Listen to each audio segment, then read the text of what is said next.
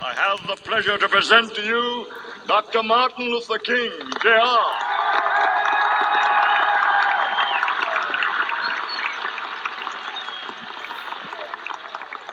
I am happy to join with you today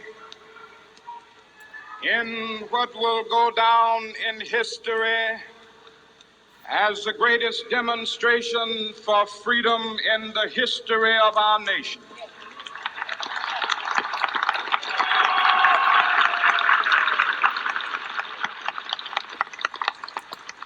Five score years ago, a great American in whose symbolic shadow we stand today signed the Emancipation Proclamation. This momentous decree came as a great beacon light of hope to millions of Negro slaves who had been seared in the flames of withering injustice. It came as a joyous daybreak to end the long night of their captivity. But 100 years later, the Negro still is not free. 100 years later, the life of the Negro is still sadly crippled by the manacles of segregation and the chains of discrimination. 100 years later, the Negro lives on a lonely island of poverty. I have a dream that one day this nation will rise up and live out the true meaning of its creed. We hold these truths to be self-evident, that all men are created equal.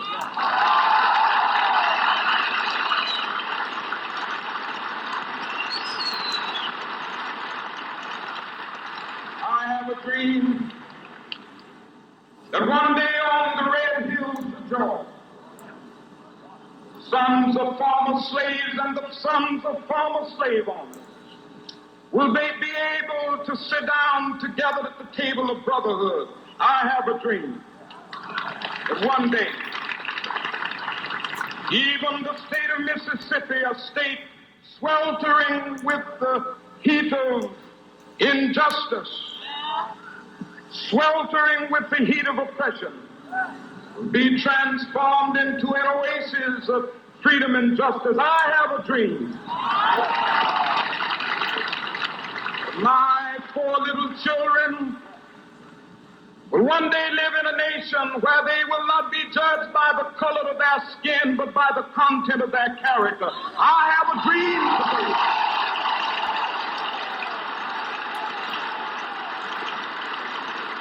I have a dream that one day, down in Alabama, with its vicious racists, with its governor having his lips dripping with the words of interposition and nullification. One day right there in Alabama, little black boys and black girls will be able to join hands with little white boys and white girls as sisters and brothers. I have a dream today.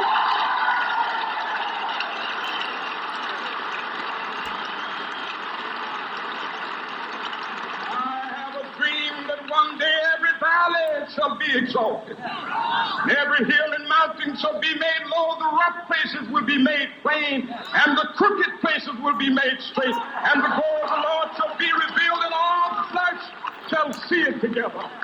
This is our hope. This is the faith that I go back to the South with. With this faith, we will be able to hew out of the mountain of despair a stone of hope. With this faith, we will be able to transform the jangling discords of our nation into a beautiful symphony of brotherhood. With this faith, we will be able to work together, to pray together, to struggle together, to go to jail together, to stand up for freedom together, knowing that we will be free one day.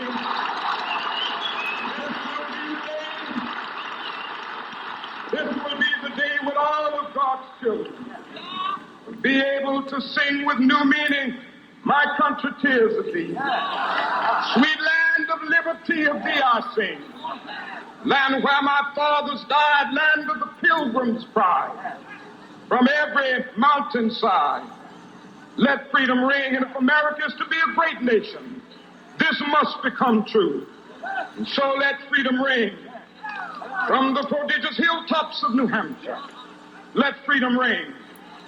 From the mighty mountains of New York, let freedom ring. From the heightening Alleghenies of Pennsylvania, let freedom ring. From the snow-capped Rockies of Colorado, let freedom ring. From the curvaceous slopes of California. But not only that, let freedom ring from Stone Mountain of Georgia. Let freedom ring from Lookout Mountain of Tennessee. Let freedom ring from every hill and molehill of Mississippi, from every mountainside. Let freedom ring when we allow freedom ring, when we let it ring from every village and every hamlet, from every state and every city, we will be able to speed up that day when all of God's children, black men and white men, Jews and Gentiles, Protestants and Catholics, will be able to join hands and sing in the words of the old Negro spiritual, free at last, thank God Almighty, we are